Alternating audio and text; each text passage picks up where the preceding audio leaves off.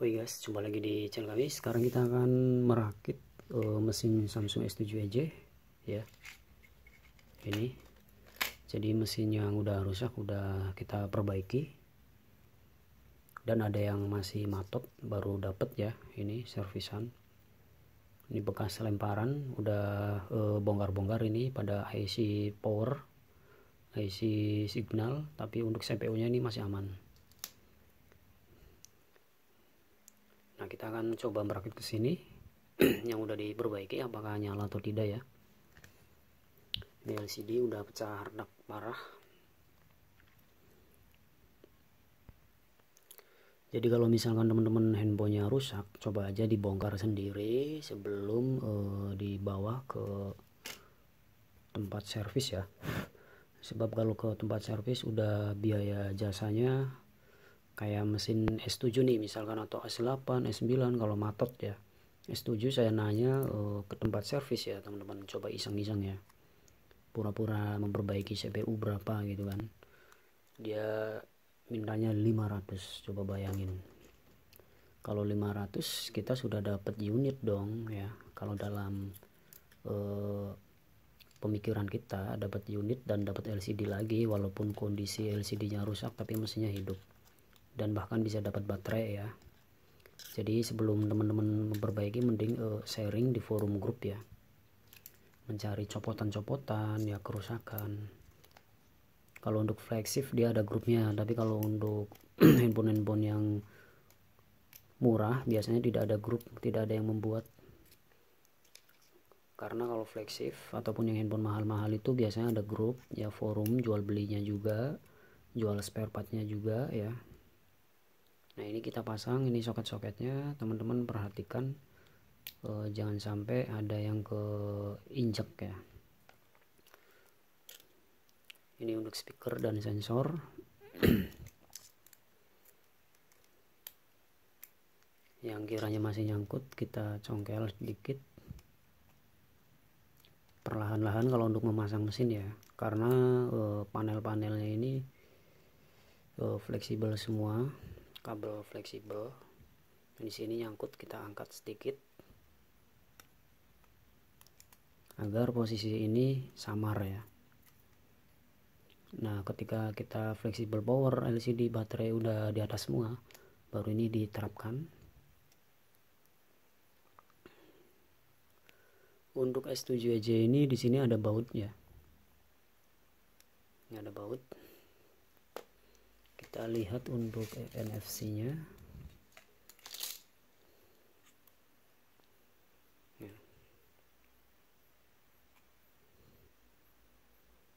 Oh, kalau untuk baut mesin dia langsung gabung di sini teman-teman. Kalau Note 7-nya baru ada 2 baut di sini dan di sini. Kalau ini ngikutnya ke area frame pelindung pendingin ya ini. Ini sama aja dia untuk menahan dingin juga, hawa dingin ini.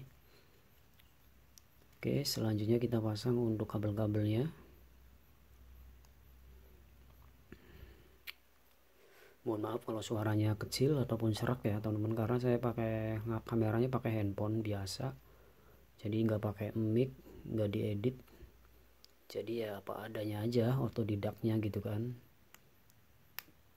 Karena nggak bisa ngedit ya, yang penting praktek aja. Kemudian di sini fleksibel ini kita tekan agar rapat ya.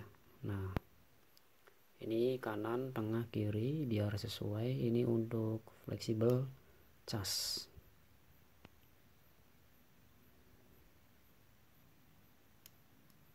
Nah, setelah itu bagian atasnya ini antena.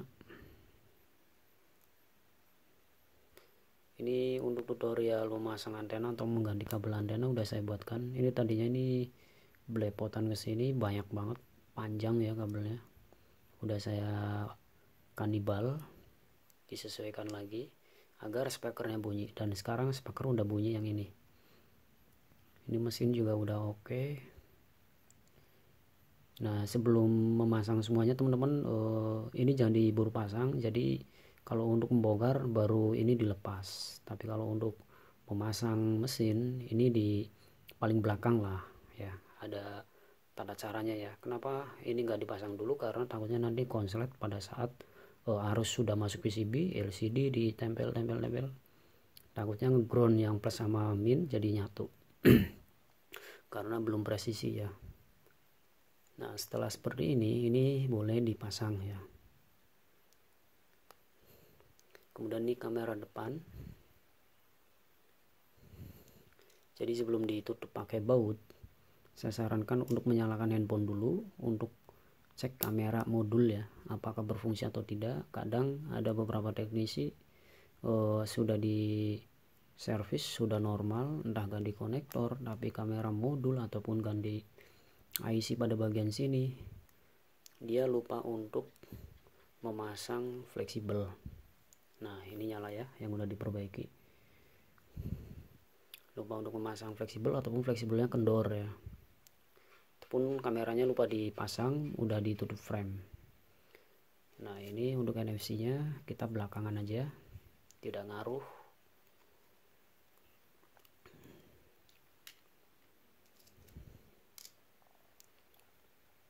Nah banyak yang nanya pakai obengnya apa bang ya.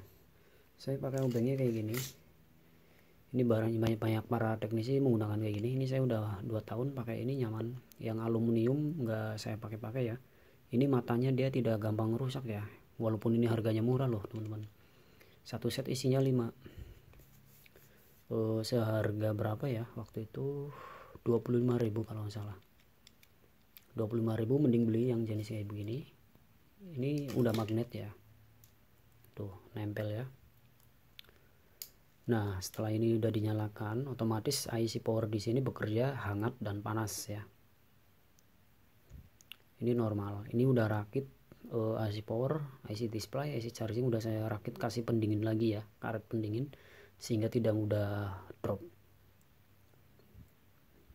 Nah ini setelah masuk ke area CPU, maka ini akan kembali adem ataupun dingin ya.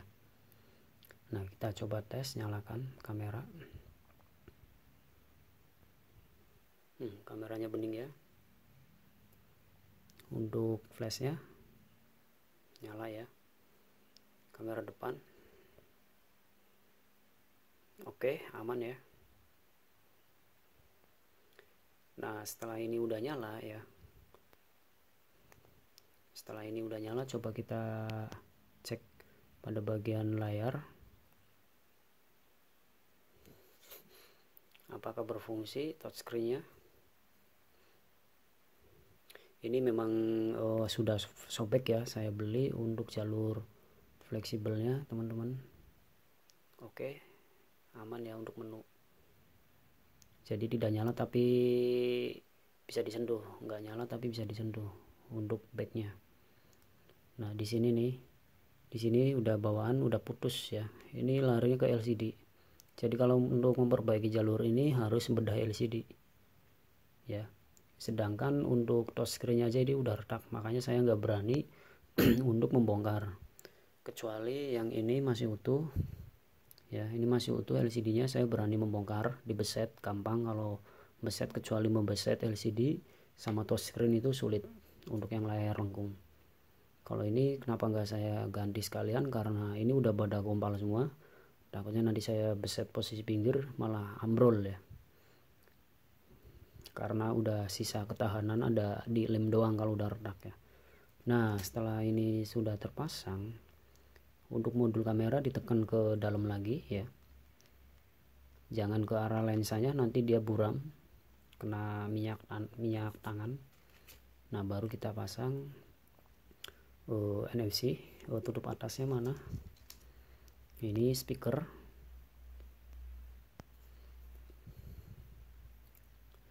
Ini speaker dulu pada bagian bawah.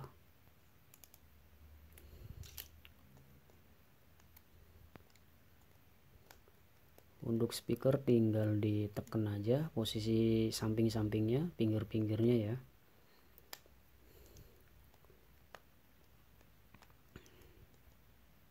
Ini ada bekas sisa lem di sini sehingga agak sedikit kurang presisi ya. Bekas sisa lem dari sononya orangnya.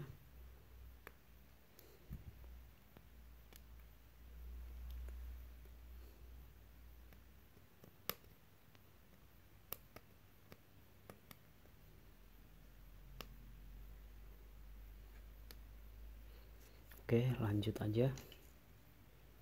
Kita pasang tutup bagian bawah ya.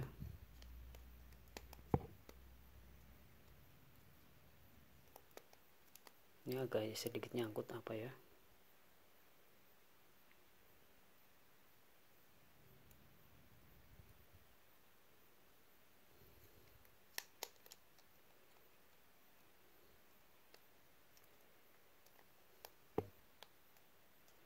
Oke, kita baut ya, sudah masuk.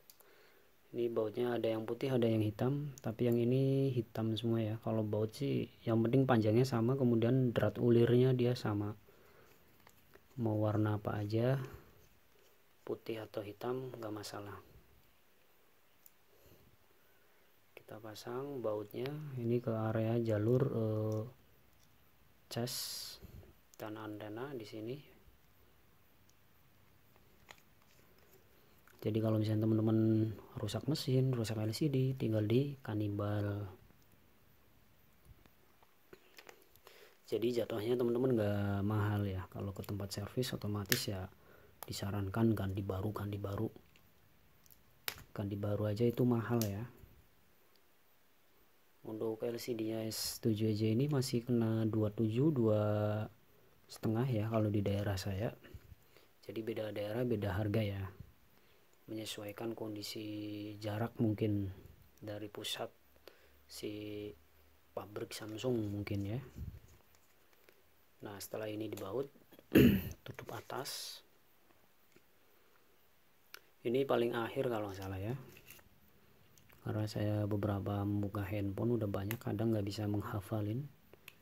Nah ini kita masukkan dulu untuk pada bagian celah slot ini ya, seperti ini. Nah ini mudah banget kalau S7 ya, bongkar-bongkar, cuman ya backdoor ada tata cara lagi. Ini untuk pada bagian atas. Ntar dulu nyari yang agak masih bagus, ada enggak nih. Ini punya apa ini,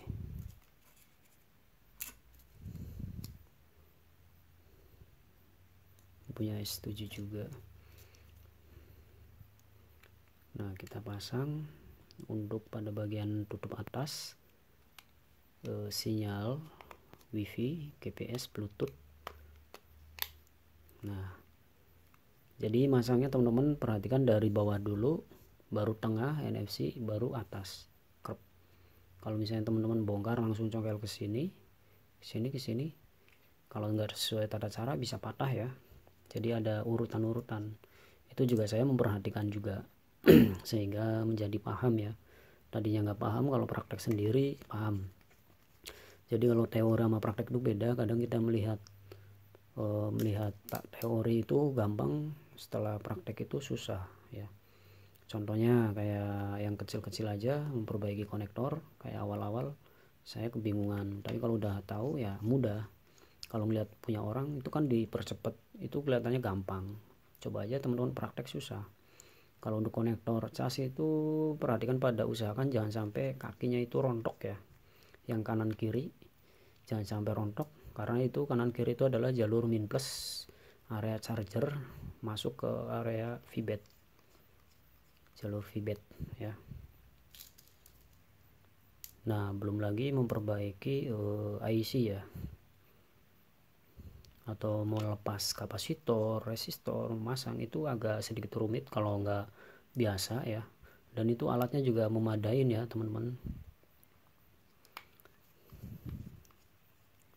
Alatnya harus memadain, pinsetnya harus bagus juga.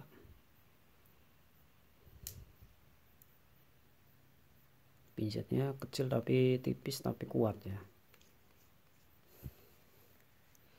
Kalau saya pinsetnya pinset abal-abal, belum komplit banget. Nah ini udah ketutup semua ya. Nah ya, oke aman. Nah tinggal ini dikasih lem boleh ya, kasih lem posisi sini pinggir-pinggir, baru pasang. Lemnya saya nggak ada, belum datang lagi mesen ya. Oke cukup sekian, terima kasih. Next video selanjutnya jangan lupa di subscribe, ikuti channelnya.